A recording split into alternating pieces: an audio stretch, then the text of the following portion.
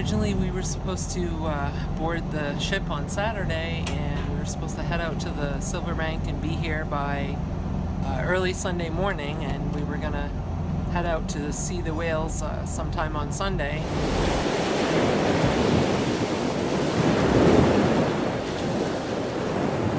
And we lucked out and had that nor'easter with the cyclone, and that just completely threw the surf. Crazy, 1,000 miles away we have this wild surf. The Navy actually shut down the whole port, all the ports actually along the coast of the Dominican Republic because of some swells that entered the area.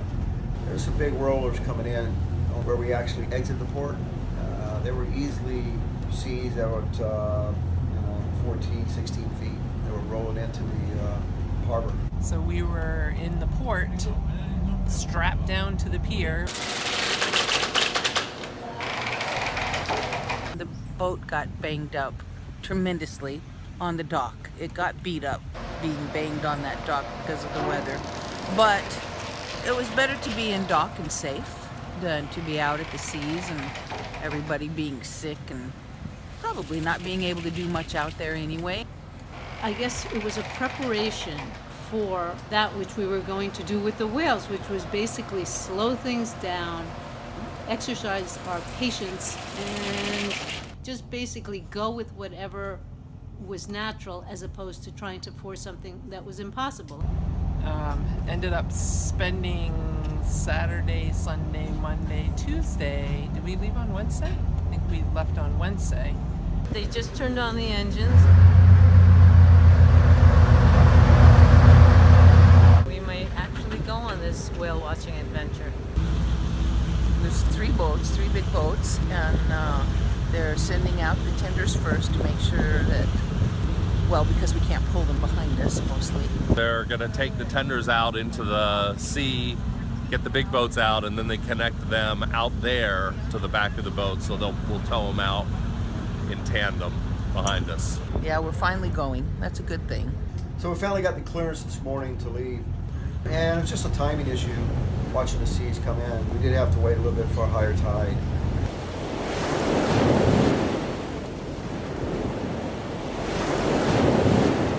Good things come to those who wait, and like I was telling people before we left, if I get half a day out there, it's better than 0 days. And the fact that we were trying, that's the most important part. Like my dad always says, you're not gonna see him if you don't try. La familia!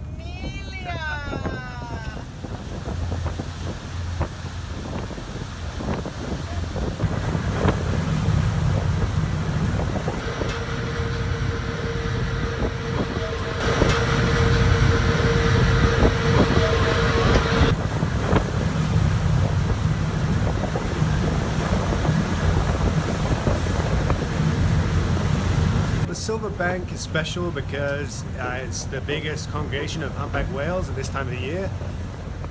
It's one of the places you're pretty much guaranteed to see them. And it's pretty remote, you know, it's like an overnight journey to get out here from the north coast of the Dominican Republic. And it's just a great place to come and swim with the whales.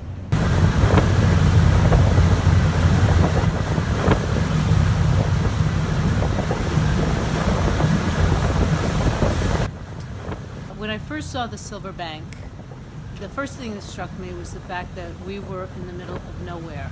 But there was this band of light-colored, turquoise water, which implied that there was a shelf. You could see blows from around, you could see breaches much further away, and it was exciting. So we got about just under an hour to get to our mooring. We'll get the boats ready, and tomorrow morning early, we're gonna head out and start going play with the whales.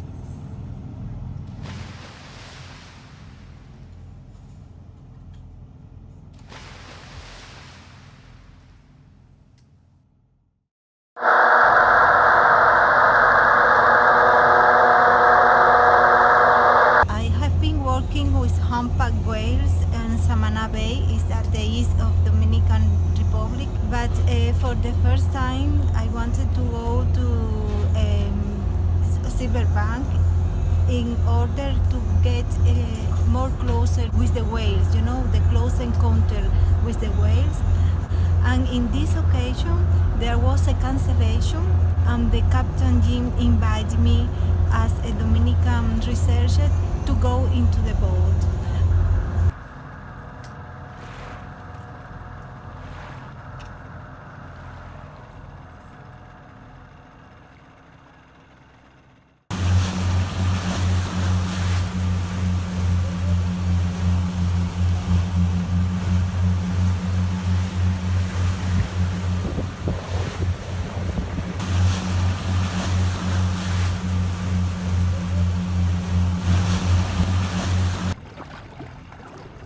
So we're out on the tenders, we're looking for spouts, chasing them down, trying to find, I mean, the ideal pair would be a mom and a calf, or a mom and an escort and a calf. We've been out for about an hour tracking a mother and a very young calf, and they're staying close to the surface, but they're keeping their distance from us. We can't get within about 10 boat lengths.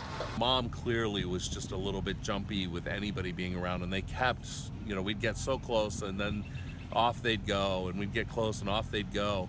As the whale guide, I'm working in cooperation with the boat drivers very closely.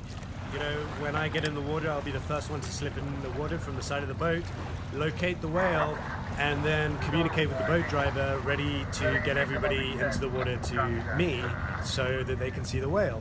We are trying to look at if there is a mother and calf behind, and if it is possible to go into the water.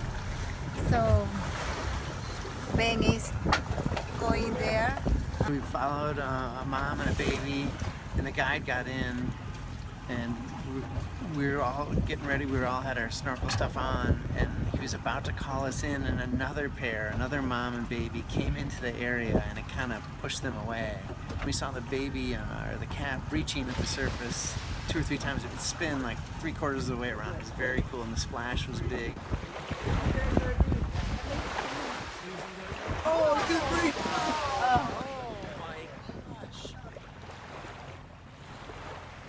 Well, there was one of the calves, I forget, that Ben was in the water, and he was watching Mom, and the calf kind of came up behind him. And it was hilarious. I mean, he jumped and started, and it reminded me of a puppy coming up and nipping you in the heel from behind. It was so funny.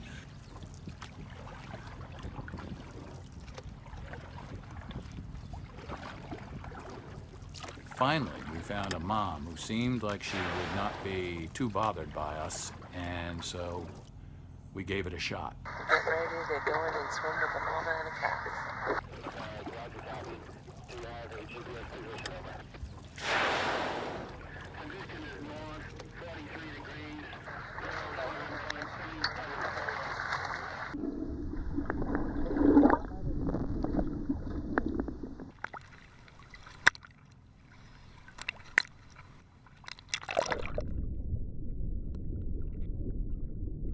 It's pretty scary to be entering into their world, but seeing this creature, this magnificent creature up close, made me forget about any fears I might have. It was just magic. It was huge. It was just, I don't know, otherworldly.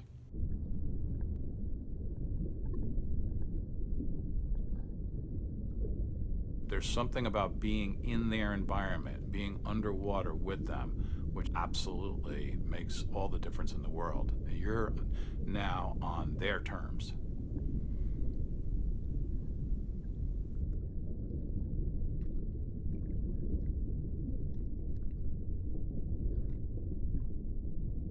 At one point, the mother, somehow I caught her eye, and I was just thrilled. I really felt that she saw me, and seeing us meant that she not only saw us, but she was aware of us, and it was okay for us to be there. To be permitted to swim with this 40-foot mammal, and that she was sharing her baby with us, her 15-foot baby, but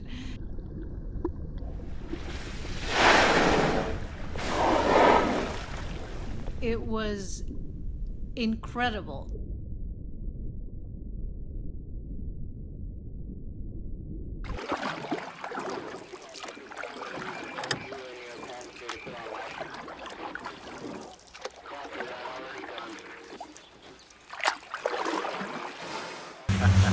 probably can't hear me because of the wind, but you're looking at people on this boat who just moments ago had a close encounter of the third kind. Nothing short of an extraterrestrial. And it was awesome. It was a great day. It was palpable, the sense of relief, when we got the guys in the water with the whales, and yeah, it worked out really well in the end. We're going to dive tomorrow, and we're going to see more and more, and it's all gravy. You just never know when you go out there on the boats. It's the Silverbank, it's the ocean. We could see something amazing, and that's the beauty of being out here, because you just never know. So I'm optimistic for more good encounters to come before the end of the trip. Good morning.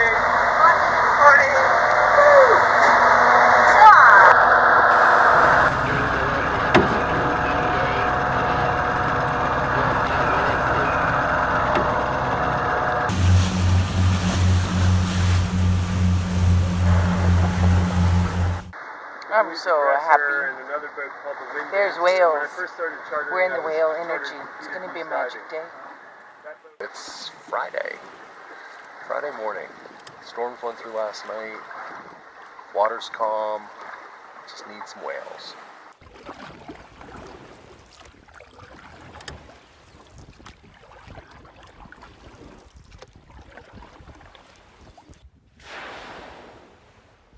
We started tracking what turned out to be 2 adult whales. We got a little bit closer. They were on about a 20-25 minute breath cycle. So then once they came up and then went down again, we could slip in the water and get over to them.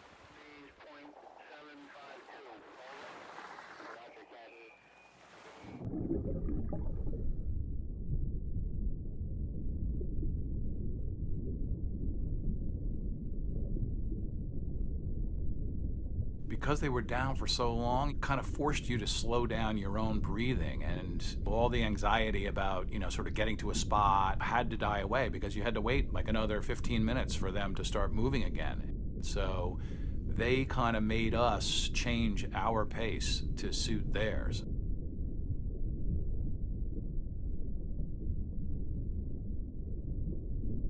The whales have to take a conscious breath.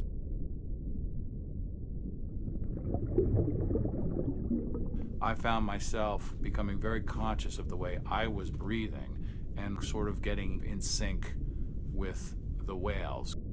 I was in their world, and they were showing me a way of breathing and a way of being that the world above the surface oftentimes is too crowded and too noisy for us to realize.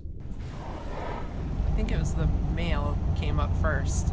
I was right over him, and so I was like close enough that I could have reached out and touched him. It was just amazing. One would come up, and then the other one would follow. But when they would come up or move away a little bit, they never went far enough where we couldn't follow, or to make us believe that we shouldn't follow. So it was almost like they were going about their business and permitting us to tag along.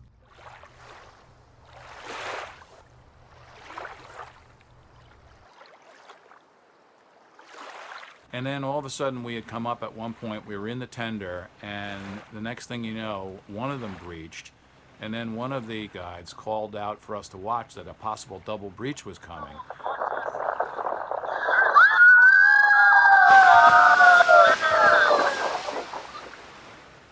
The two of them came up together, and so we had a double breach, and it was just crazy. I think we had 2 double breaches.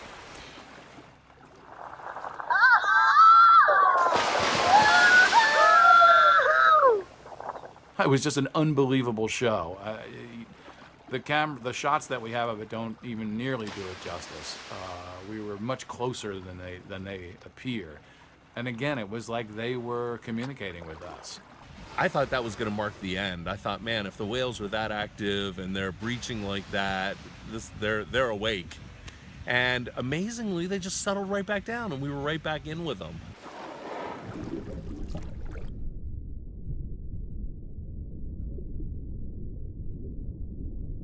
look into the whale's eyes, I think I see eternity. So it's all that ever has been and ever will be, but in such a pure form.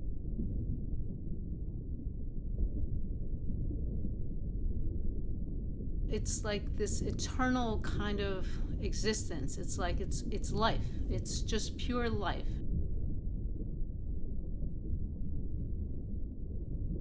While we were swimming with them, the sun would come out.